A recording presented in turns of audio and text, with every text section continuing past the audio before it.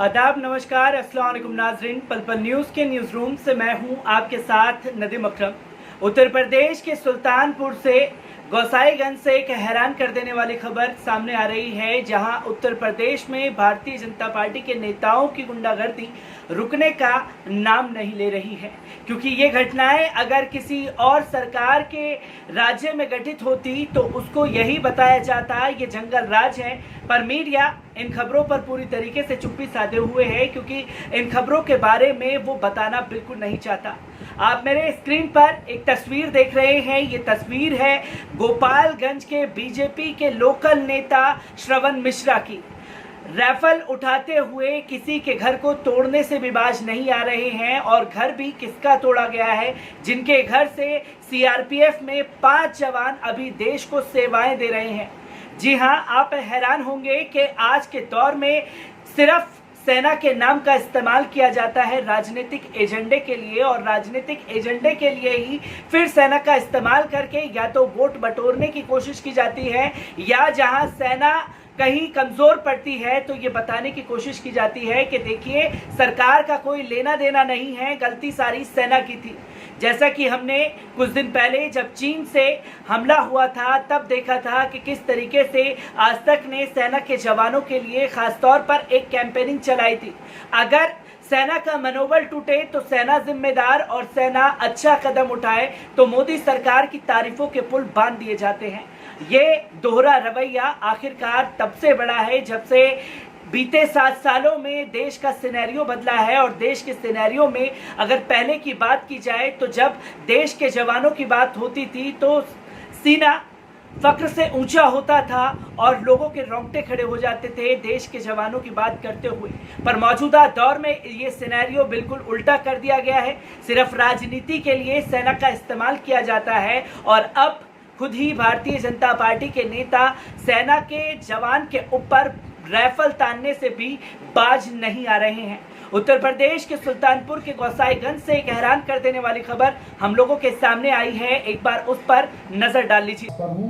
और मैं केंद्रीय रिजर्व पुलिस बल में कार्यरत हूँ। जम्मू कश्मीर में हमारी ड्यूटी चल रही है श्रीनगर में, और हम छुट्टी में आए थे सर। तो हम ये ज़मीन जो है लिए थे, हमारा नाम से बैनामा था, तो थोड़ा सर पैसा इकट्ठा करके हम सोचे अपना काम करवा लें, और थोड़ा सा हमारा भी हो जाएगा रहने की जगह। फौजी आदमी कहीं से हमको कुछ एक्स्ट्रा हमारा और साधन नहीं, न हमारे खेती है न हमारे बारी है, सिर्फ हमारे पास वही एकमात्र साधन है नौकरी। वही से सर हम हमारा जीवन यापन होता है, परिवार के बच्चों में पढ़ाई लिखाई, माँ बाप सबका उसी में चलता है।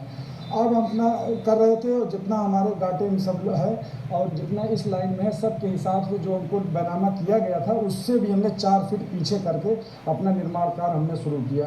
अब आकर के श्रवण मिश्रा ब्लॉक प्रमुख कादीपुर बंदूक के दम पे आकर के यहाँ गाली फक्कर दिए, और लेबर को माल बढ़ा दिए, खड़ुआ हुआ सब तोड़ ताड़ डाले, और बोले यहीं दफना दूंगा हमको भी। और इनको क्या कहते हैं, जवाहर में 2 लोग मौजूद थे। अब हम सर डिसिप्लिन में रहने वाले आदमी, फौजी आदमी, देश सेवक कानून समझते हैं सर। हम यहाँ लड़ाई झगड़ा करने नहीं आए।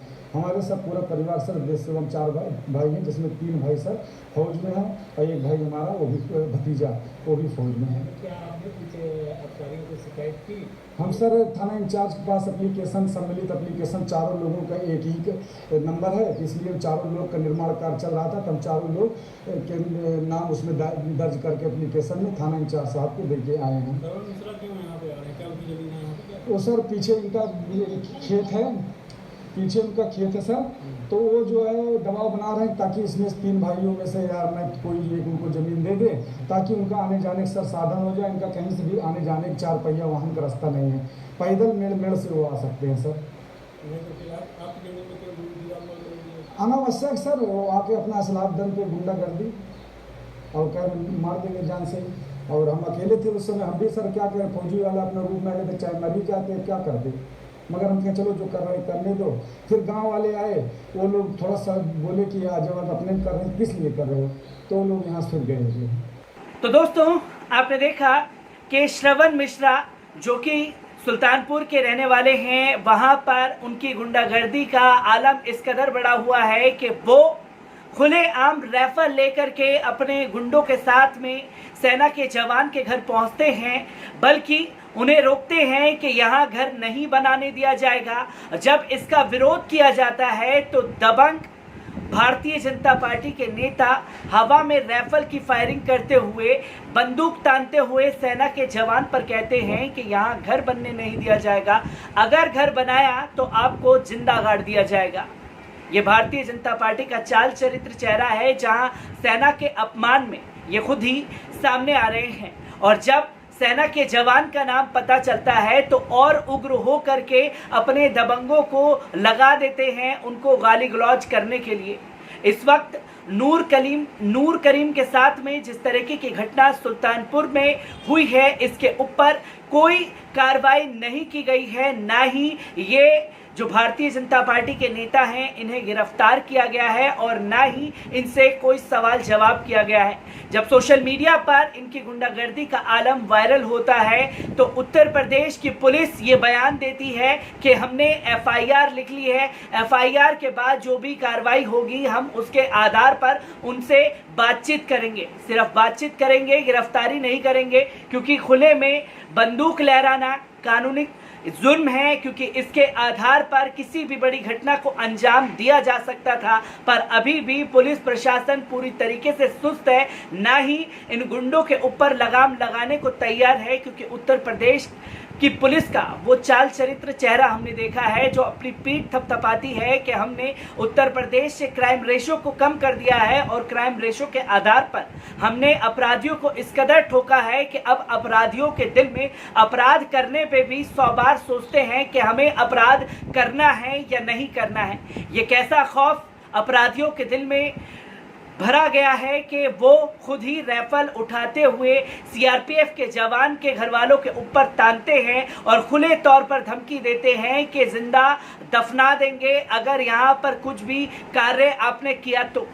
ये किस तरीके का खौफ है और ये किस तरीके की सुविधाएं उन लोगों को दी जा रही हैं जिनके पास हथियारों का जखीरा भरा पड़ा है।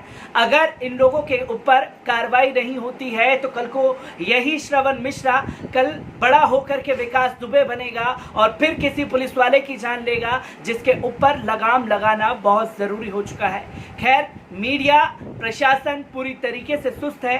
देखने वाली बात होगी कि आखिरकार कब इनके ऊपर कार्रवाई की जाएगी और कब इनके ऊपर लगाम लगाई जाएगी।